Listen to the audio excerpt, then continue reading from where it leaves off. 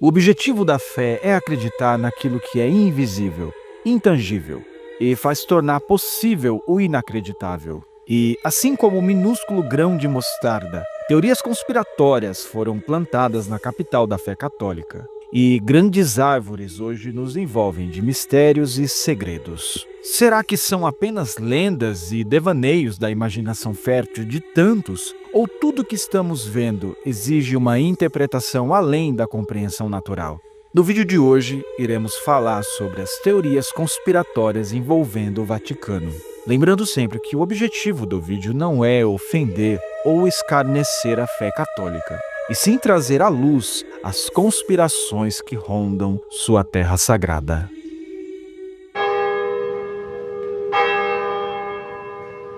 Albino Luciani, que passou a ser chamado de Papa João Paulo I e acabou se tornando um dos papados mais curtos da história, durando apenas 33 dias, já que no dia 28 de setembro de 1978, o Papa João Paulo I foi encontrado morto em sua cama.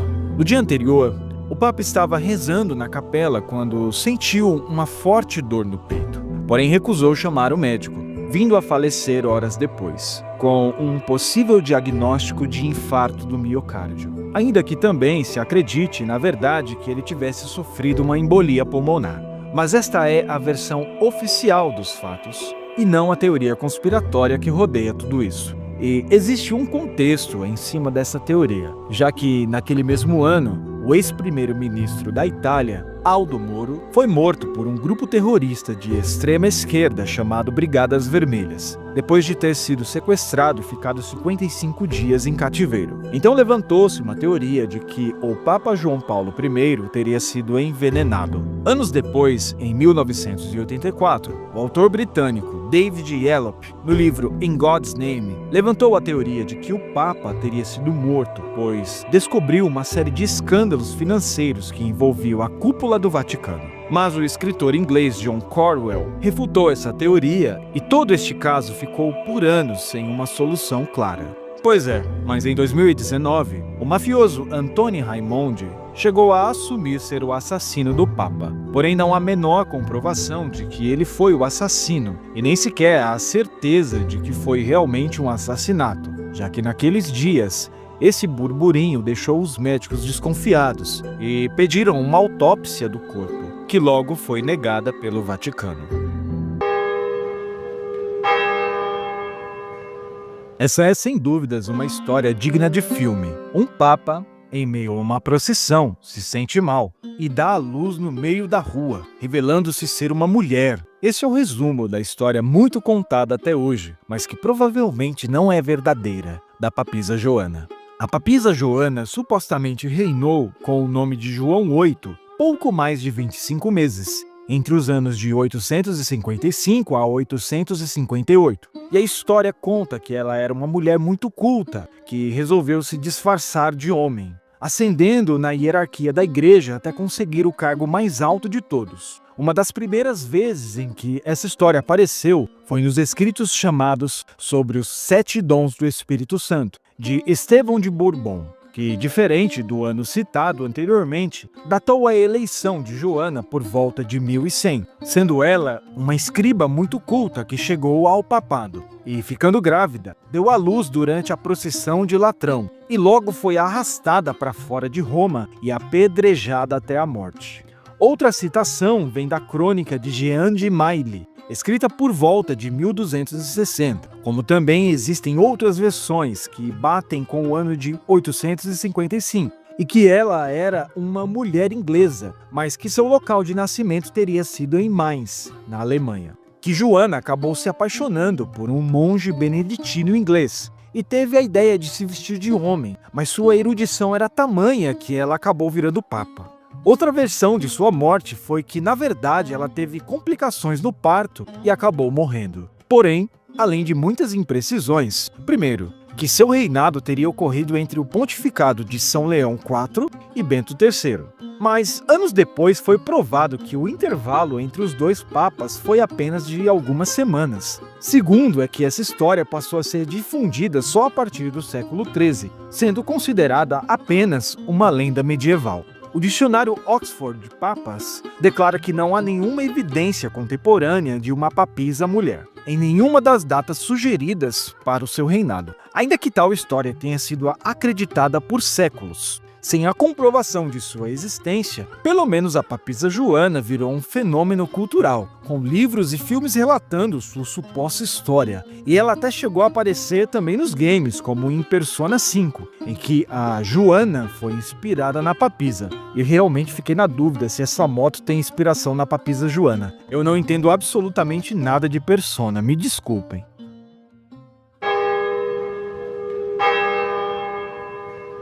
A expressão vigário de Cristo, em latim vicarius Christi, é uma expressão utilizada no cristianismo que já teve diversas conotações ao longo da história, mas que pode ser entendida como um representante de Cristo. E é um termo que designa os sacerdotes da Igreja Católica, mais especificamente os bispos e o Papa. Pois bem, a expressão vicarius filii Dei, ou o vigário do Filho de Deus, seria supostamente uma expansão do Vicarius Christi, e estava presente na doação de Constantino, que é um documento apócrifo. Na verdade, é um falso édito de Constantino I, mas essa informação não é tão importante agora.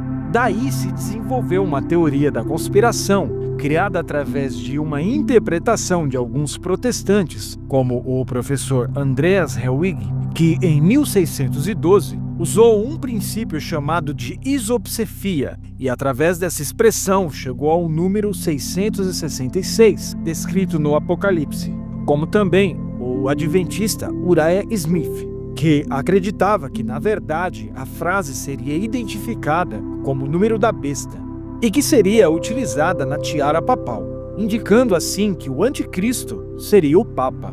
Isso foi difundido e defendido por muitos anos por diversos adventistas, apesar de hoje muitos deles não concordarem com essa teoria. Inclusive, na minha própria pesquisa para este tema, é dito por alguns que a expressão vicarius filii Dei nunca foi utilizada pela Igreja. Já outros dizem que alguns papas já utilizaram essa expressão, como o Papa Nicolau VI e o Papa Leão IX. Teólogos católicos afirmam que a expressão nunca foi utilizada como um título oficial papal, além de nunca ter aparecido em nenhuma tiara papal. No entanto, um estudioso católico, o Dr. Johannes Quasten, afirmou que sim, o título já foi usado para designar o Papa. Eu encontrei um blog chamado Outra Leitura, que acredito ser adventista, com um texto publicado pelo doutorando em teologia Luiz Gustavo Assis, que conclui o seguinte: é evidente, portanto, que o uso da expressão vicarius filii Dei, aplicado ao número 666 de Apocalipse 13, versículo 18, é controvertido e questionável, visto que sua origem está ligada a um documento forjado. Como declarou Fromm, neste assunto, nós devemos honrar a verdade e meticulosamente observar o princípio da honestidade ao lidar com as evidências sobre todas as circunstâncias. Pode ser que essa teoria tenha inspirado outras teorias conspiratórias, geralmente defendidas por protestantes e outros grupos semelhantes, de que o anticristo será o Papa. E se você é protestante, não é nada improvável que você já tenha ouvido que o Papa tem alguma relação direta ou indireta com a aparição do anticristo. Tanto que este debate voltou à tona com a morte recente do Papa Francisco.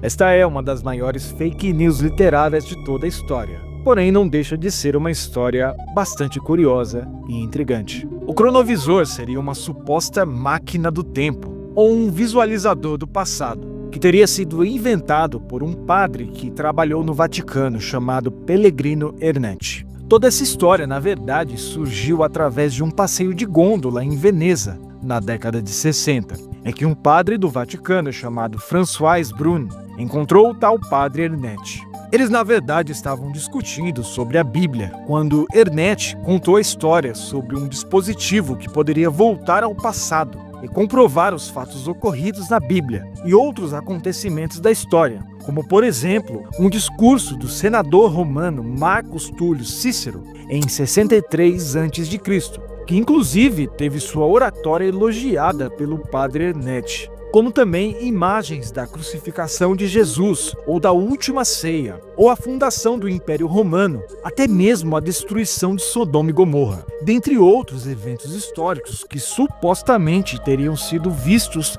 pelo cronovisor. O cronovisor, na verdade, não seria uma máquina do tempo, e sim uma espécie de janela do passado, já que ele não poderia alterar os fatos do passado, sendo apenas uma forma de se transmitir imagens de determinados períodos específicos da história. Ele teria sido criado por um grupo de cientistas que teria trabalhado junto de Ernest, como Enrico Fermi, que já ganhou o Prêmio Nobel de Física, e também o ex-cientista nazi Werner von Braun, que anos depois trabalhou para a NASA. O tal dispositivo, que mais parece uma máquina maluca de algum filme da Sessão da Tarde, possuía várias antenas com metais variados que detectavam ondas sonoras e de luz em todas as frequências. Só esse fato tornaria quase que inviável o uso desse dispositivo, já que ele poderia interferir em qualquer frequência, desde a de televisores e rádio ou até mesmo de aviões, o que certamente poderia causar acidentes. Imagine o piloto do avião tentando manter contato com a torre e de repente ele ouve a voz de Jesus. Isso seria no mínimo perigoso. Além disso, ele tinha um tal localizador de direção que se ajustava para o tempo específico que se queria observar. E a partir daí, ele exibia as imagens deste período e até gravava. Toda essa história foi relatada no livro que foi publicado por Brun em 2002, O Novo Mistério do Vaticano. E François, que morreu em 2019, acreditou na história do cronovisor até a sua morte. Entretanto, apesar de todos esses relatos e até de supostas imagens de Jesus registradas pelo cronovisor, todas essas afirmações e supostas comprovações foram desmistificadas ao longo dos anos, como supostas fotos do cronovisor que, na verdade, eram de imagens de estátuas ou de pinturas. Mas toda essa história de fato daria um filmaço. Mas aí você pensa, ok, acabou o tópico, já entendi que o cronovisor é fake news. É que você não conhece o universo inacreditável do TikTok. Lá eles têm imagens do cronovisor que não foram retiradas de filmes editados no CapCut, ok? Para ficar bem claro. Inclusive, eu descobri que o cronovisor tem a função de compartilhar direto para a rede social em alta resolução. Será que o cronovisor tem uma versão grátis com anúncios?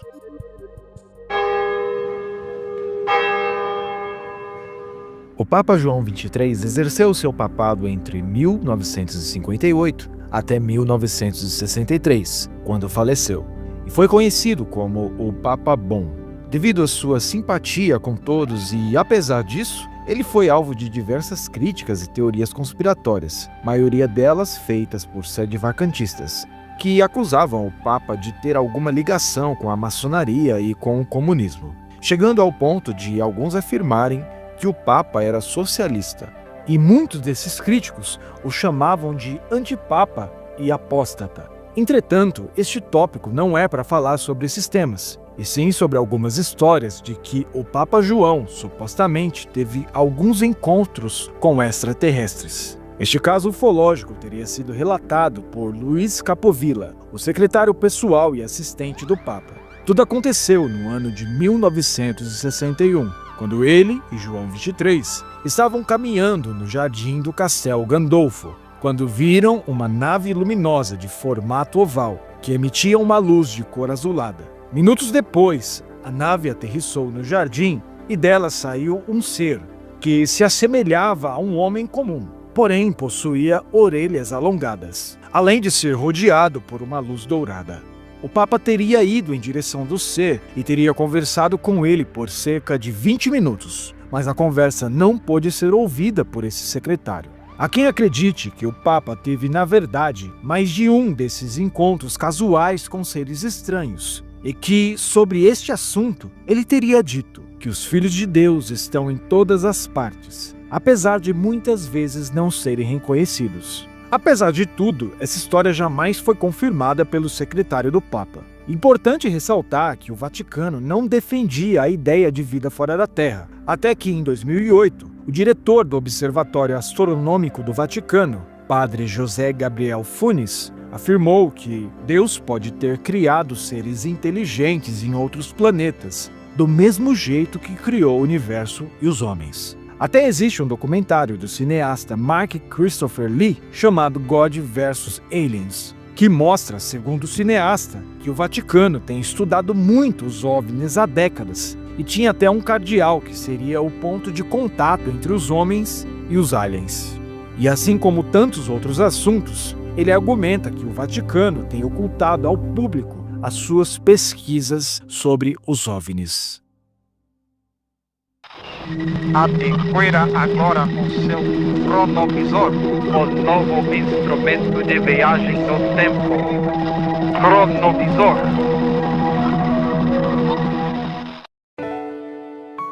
E com isso encerramos mais um vídeo. Quero agradecer mais uma vez a todos que estão acompanhando este canal e, claro, pedindo a vocês que deixem um like e, se gostarem muito do meu conteúdo, se inscrevam no canal e assistam, maratonem todos os vídeos, pois isso me ajuda demais. Muito obrigado, que Deus abençoe vocês. Tchau.